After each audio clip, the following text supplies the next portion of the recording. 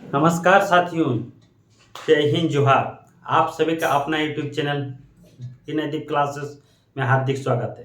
तो चलिए दोस्तों, आज के कुछ खास सवाल, कुछ महत्वपूर्ण सवाल लेके मैं आया हूँ। जो मैट्रिक के जो टर्म 1 एग्जाम होने वाले हैं, उसके कुछ महत्वपूर्ण सवाल आप लोग देखिए। अगर ये सवाल आप लोग सॉल्व कर लेंगे, अच्छी तरह से समझ लेंगे, तो किसी भी तरह का आप लोग का इस तरह का क्वेश्चन आप लोग सॉल्व कर पाएंगे और अच्छे नंबर से आप लोग क्वालिफाई कर जाएंगे।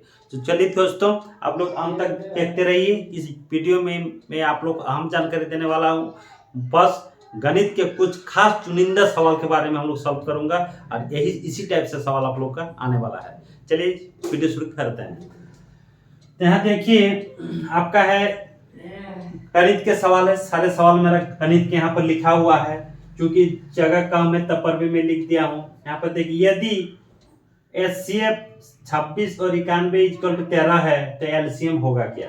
ठीक है, एलसीएम 26 और 13 का कितना होगा। तो इधर मैं लिख रहा हूँ। यहाँ पर देखिए, किसी भी दो संख्याओं का लॉसो तथा मतलब एलसीएम और एचसीएफ जो होता है, उन दो संख्याओं के गुणनफल के समान होता है। ठीक है दोस्तों, तो इसका जो एक नंबर वाला का सॉल्यूशन हो जाएगा, यानी दो संख्याओं का गुणनफल आपका दिया है 26 दिया है और 91 दिया है। दो संख्या 26 और 91, तो दो संख्याओं का गुणनफल में लिख रहा हूं।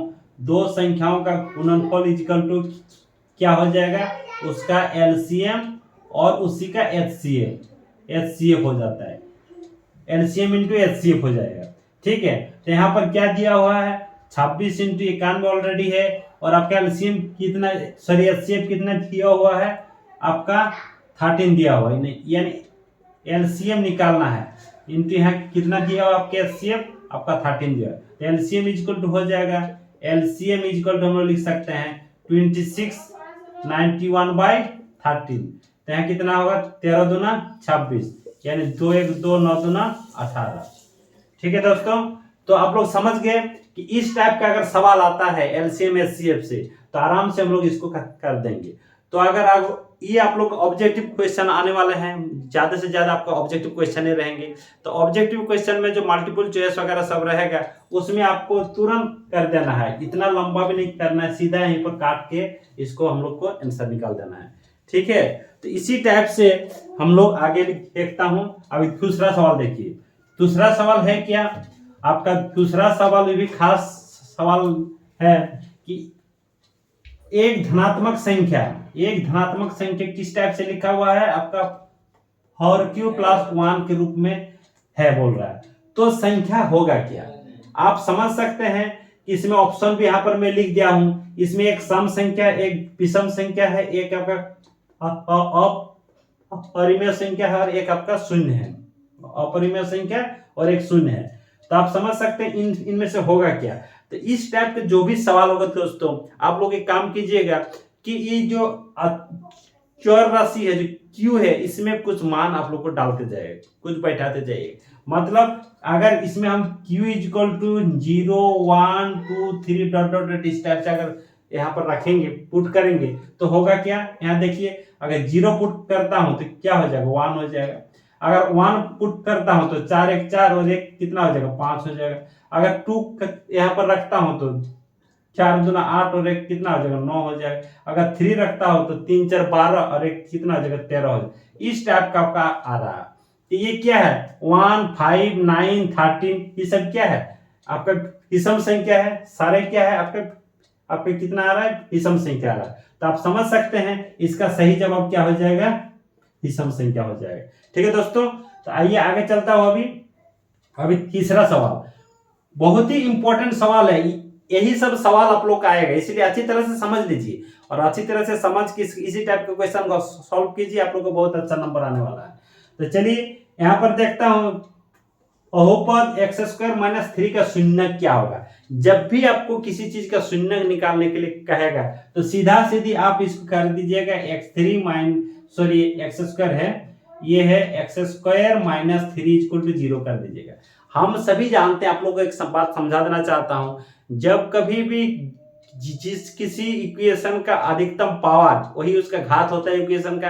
तो जिस इक्वेशन के जितना घात वाला इक्वेशन होगा, उतना उसका क्या निकलेगा, हल निकलेगा, उतना उसका शून्यक निकलेगा, उसका उतना मूल निकलता है। ठीक है दोस्तों, जब बहुपद में उसी को हम लोग शून्यक कहते हैं, तो शून्यक इसमें कितना होगा, क्योंकि द्विघात है तो इसका शून्यक 2 ही निकले।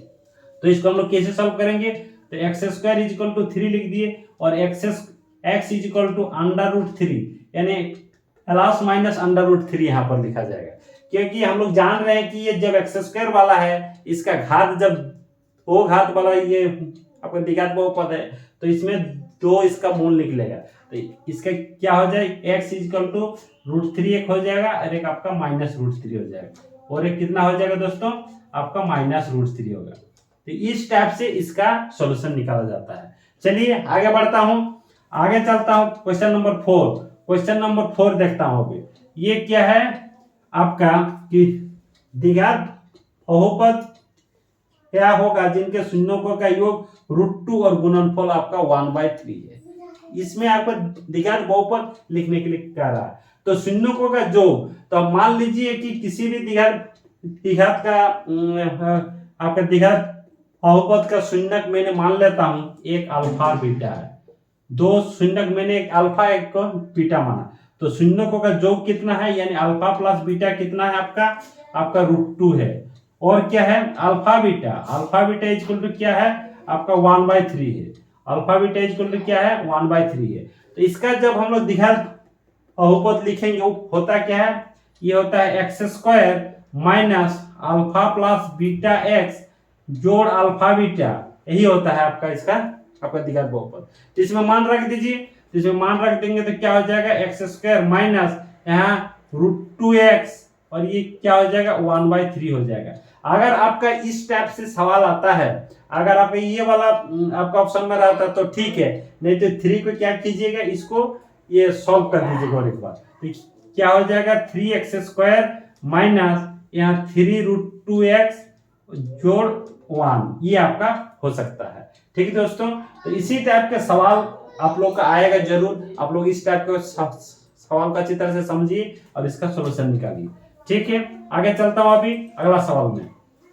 अगला सवाल है क्या चीज, अभी हम लोग इधर भी आपका मिटा सकते हैं, इधर तो मैंने लिख लिया हूं। ठीक है, तो अगला सवाल है आपका यानी क्वेश्चन नंबर 5 क्या है, आइए जरा देखते हैं। तो क्वेश्चन नंबर आपका 5 है कि 5 यदि अल्फा बीटा बहुपद कितना है x² जोड़ 2x जोड़ 1 के शून्यक है, तो 1/अल्फा जोड़ 1/बीटा इक्वल टू कितना होगा। इसमें कहा दिया है कि अल्फा बीटा इसका शून्यक है, तो हम इसमें हम लोग निकालेंगे क्या हो जाएगा अल्फा प्लस बीटा, यानी शून्यों का जो जोगफल होता है वो क्या होता है -b/a होता है। इसमें अगर कंपेयर करते हैं तो -b कितना हो जाएगा -2/1 इज इक्वल टू -2। अगर अल्फा बीटा में लिखता हूं तो कितना होगा c/a यानी 1/1 इज इक्वल टू 1 हो गया। ठीक है दोस्तों, मुझे निकालना क्या है, मुझे निकालना है 1/अल्फा जोड़ 1/आपका बीटा। इसको आप लोग सॉल्व कर लीजिए। सॉल्व कैसे करेंगे, इन दोनों का एलसीएम कितना आ जाएगा अल्फा बीटा आ जाएगा, ये क्या हो जाएगा यहाँ पर आपका बीटा हो जाएगा, ये अल्फा आ जाएगा। तो हम लोग अल्फा प्लस बीटा का मान यहाँ पर रख देंगे -2 और अल्फा बीटा का मान रख देंगे यहाँ पर 1, तो ये इक्वल टू कितना हो जाएगा -2, इसके आंसर होगा दोस्तों। ठीक है, तो समझ पा रहे हैं हम लोग किस टाइप से इस टाइप से क्वेश्चन को हम लोग सॉल्व करेंगे। तो चलिए अगला सवाल की ओर आगे चलते हैं। ठीक है दोस्तों, अभी देखिए क्वेश्चन नंबर 6, क्वेश्चन नंबर 6 में देख रहा हूं। तो क्वेश्चन नंबर 6 में क्या कह रहा है कि द्विघात बहुपद x² माइनस 5x जोड़ 6 इसका शून्यक क्या होगा। जब कभी भी इस तरह से इक्वेशन ये व्यंजक का आपका शून्यक निकालने का कहता है तो इक्वल टू आपका 0 कर दीजिए। ठीक है, अगर ऐसा नहीं करते हैं तो इसको आप पहले गुणनखंड के रूप में तोड़िए फिर उसका 0 कीजिए, वो भी आपका शून्यक। हम डायरेक्ट करते हैं सही, तो ये क्या हो जाएगा, ये हम लोग क्या देख रहे हैं एक द्विघात समीकरण बन गया। जब द्विघात समीकरण आपका हो गया तो इसका मिडिल टर्म फैक्टर के तहत हम लोग कैसे निकालते हैं, आइए इसको समझिए। तो ये समीकरण हम लोग जान रहे हैं द्विघात समीकरण है। जब द्विघात समीकरण है, द्विघात समीकरण हम लोग किसको कहते हैं, जिस समीकरण का घात 2 होगा यानी 2 घात वाला समीकरण हम लोग क्या कहते हैं आपका द्विघात समीकरण कहते हैं। या तो फिर कोई समीकरण अगर ए एक्स स्क्वायर जोड़ b x plus c equal to 0 के रूप में लिखा हुआ होगा, वो भी आपका क्या हो जाएगा, तीसरा समीकरण कहलाता है।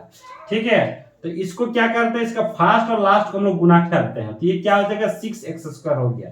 और इस 6x² जो आया मेरा, इसको मैं इस टाइप से तोड़ता हूं कि जोड़ने से मेरा 5 माइनस 5x आना चाहिए और गुना करने से मेरा 6x² आना चाहिए। तो ये फर्स्ट वाला टर्म ज्यों का त्यों लिख दिए, और यहाँ क्या करना है 3x और -2x। ये देखिए, अगर 3x - 2x करता हूं तो इन दोनों का अगर गुना करता हूं तो 6x² हो जाएगा, और अगर जोड़ता हूं तो आपका 5x हो जाएगा। इसका खेल यहीं पर है। ठीक है, इसके बाद सिंपल है, इसको कॉमन लेते जाना है। x कॉमन ले लेंगे तो क्या हो जाएगा, x/3 हो जाएगा। -2 कॉमन ले लेंगे तो क्या हो जाएगा, ये x-3 हो जाएगा इक्वल टू 0। तो हम यहाँ पर लिख सकते हैं x-3 फिर कॉमन आ जाएगा, और यहाँ पर क्या आ जाएगा x-2 इज 0, फिर एक x-3 0, और ये क्या हो जाएगा x-2 इज 0। तो x इक्वल टू कितना हो गया 3, और x इक्वल टू कितना हो गया 2। तो आप समझ सकते हैं ये जो x इक्वल टू कितना आया 2 और 3 इसका शून्यक कहलाएगा। ठीक है दोस्तों, इस तरह से समझ गए आप लोग। चलिए आगे चलते हैं। अभी चलता हूं क्वेश्चन नंबर 7। तो इसी तरह से आपका सवाल आगे दोस्तों, इससे कहीं इधर उधर नहीं आने वाला है। तो अभी देखता हूं हम लोग क्वेश्चन नंबर 7। तो क्वेश्चन नंबर 7 क्या है, क्वेश्चन नंबर 7 क्या है, समीकरण निकाय। दो को समीकरण आपका दिया हुआ, यहाँ क्या दिया 2x जोड़ y माइनस 6 इक्वल टू 0 दिया हुआ है, और ये दिया हुआ आपका 2x minus ky minus 2 equal to 0 आपका दिया हुआ। के अद्वितीय हल होने के लिए ए का मान क्या होगा। अद्वितीय हल कहा है, इसमें 3 कंडीशन आपको याद रखना होगा दोस्तों। इससे पहले के वीडियो में भी आप लोग को समझा चुके हैं कि किस में अद्वितीय हल होता है, किस में अनेक हल होता है, और किस में कोई हल नहीं होता है। तो अद्वितीय हल होने के लिए अगर मेरा यहाँ पर थोड़ा समझा, अगर मेरा इस टाइप से समीकरण a1x plus b1y plus c1 equal to 0 और a2x plus b2y plus c2 equal to 0, तो इसका अद्वितीय हल यही होता है a1/a2 नॉट इक्वल टू आपका b1/b2 अगर होगा तो ये आपका अद्वितीय हल कहलाता है, ये आपका अद्वितीय हल होगा। ठीक है दोस्तों, अद्वितीय हल के लिए यही कंडीशन है। ये कंडीशन हम लोग अप्लाई करेंगे तो ये क्या हो जाएगा आपका a1/a2 not equal to b1/b2 करना होगा। ठीक है, तो इसमें हम लोग का क्या बोल रहा है, k का मान कितना होगा, यही आपका मान क्या है। ठीक है, तो इस टाइप के इक्वेशन में यहां पर हम देख रहे हैं a1 इक्वल टू कितना है 2 है, यानी 2/2 हो जाएगा 1/a2 है ना, नॉट इक्वल टू क्या हो जाएगा आपका b1/b2, मतलब आपका ये क्या हो जाएगा 1 आपका माइनस के। तो ये नॉट इक्वल टू है, लेकिन इसके साथ हम लोग का c1/c2 तो हो सकता है, तो ये नॉट इक्वल टू, तो इसको तो हम लोग इक्वल नहीं दिखा सकते हैं। तो हम लोग क्या करेंगे 1 ये हम लोग ले सकते हैं कि हम लोग दिखा सकते हैं कि b1/b2 इक्वल टू c1/c2 लिख सकते हैं, क्योंकि मुझे a का मान निकालना है।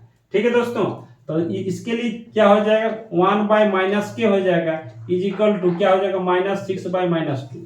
ठीक है, ये माइनस माइनस तो दिया आपका 6 हो गया, तो -3k इक्वल टू 1 हो गया, तो k इक्वल टू कितना हो जाएगा -1/3 हो जाएगा। इसका मान कितना हो जाएगा k इक्वल टू -1/3 हो जाएगा। ठीक है दोस्तों, और ये अंतिम सवाल, ये आज का अंतिम सवाल है, और ये भी आपका बहुत महत्वपूर्ण सवाल है। ये देखिए कि 2 अंकों वाली कितनी संख्या 3 से विभाजित है। तो दोस्तों इस टाइप से सवाल को जब भी हम लोग सॉल्व करेंगे तो 2 अंकों वाली संख्या बोला है और 3 से विभाजित है, तो सबसे पहले एक सीरीज बनाएंगे हम लोग, एक श्रेणी के रूप में उसको लिखेंगे। तो 2 अंक वाली संख्या हो जाता है आपका 10 से लेकर 99 तक, यही आपका 2 अंक वाली संख्या है। तो इसमें 2 अंक वाली संख्या होने से नहीं 3 से विभाजित है होगा, तो 3 से विभाजित होगा तो कितना 12 3 से विभाजित है, उसके बाद आपको 15 हो जाएगा, 15 के बाद 18 हो जाएगा, डॉट डॉट डॉट डॉट करके कितना हो जाएगा आपका 99 भी 3 से आपका डिवाइड हो जाएगा। तो ये क्या आ गया, एक समांतर श्रेणी में आ गया। देखिए इसमें a इक्वल टू कितना हो गया 12 और b इक्वल टू कितना हो गया आपका 3 हो गया। ठीक है दोस्तों, तो ये क्या हो गया, ये हम लोग का समांतर श्रेणी आ गया। तो समांतर श्रेणी में nवां पद इक्वल टू जो होता है n equal to a plus n minus 1 into d, इसमें लगा देंगे। ये क्या हो जाएगा आपका, आ गया 12 जोड़ n कितना, n निकालना है -1 इंटू डी कितना आपका 3, n इक्वल टू क्या है, यही 99 अंतिम वाला पद, अंतिम पद। इसको हम लोग l इक्वल टू लिख सकते हैं, इसको हम लोग l इक्वल टू लिख सकते हैं। ठीक है दोस्तों, अभी देखिए इसको सॉल्व कीजिए। तो 99 इक्वल टू कितना हो जाएगा, 12 जोड़ 3n माइनस 3 हो गया। ठीक है, तो ये कितना हो जाएगा आपका, आपका हो जाएगा -3n, इधर लाइए तो इधर कितना हो जाएगा आपका, ये 9 हो जाएगा। इधर ये काम कीजिए, इसी को लाइए, इधर 99 है और इधर मैंने 9 को ले गया -9 इक्वल टू 3n। ठीक, कोई दिक्कत नहीं, इधर 9 आ जाएगा, इधर क्या हो जाएगा -9, तो 3n इक्वल टू कितना हो गया दोस्तों, 90 हो गया, और n इक्वल टू कितना हो गया आपका 90/3, इसीलिए इसका आंसर कितना हो जाएगा आपका 30। तो इसमें कितनी संख्याएं निकलेगी, यहाँ पर 30 को संख्या ऐसा होगा जो कि 3 से पूरा पूरी डिवाइड हो जाएगा, 3 से विभाजित हो जाएगी। तो दोस्तों इस तरह से सवाल को आप लोग सॉल्व कीजिए। बहुत ही कम चुनिंदा सवाल मैं लेके आता हूं, और ये चुनिंदा सवाल को आप लोग सॉल्व कीजिए अच्छी तरह से, आप लोग को बहुत अच्छे से अच्छे नंबर में आपका मैट्रिक का जो टर्म एग्जाम होने वाला है उसमें आप लोग क्वालिफाई कर जाएंगे। तो ठीक है दोस्तों, अगर ये वीडियो आप लोग को अच्छा लगा तो अगर चैनल में नए हैं तो जरूर आप लोग सब्सक्राइब कर दीजिए, ताकि आप लोग के सामने और इस तरह के वीडियो जल्दी से पहुंच पाए और आप लोग शेयर भी करने का कष्ट करेंगे।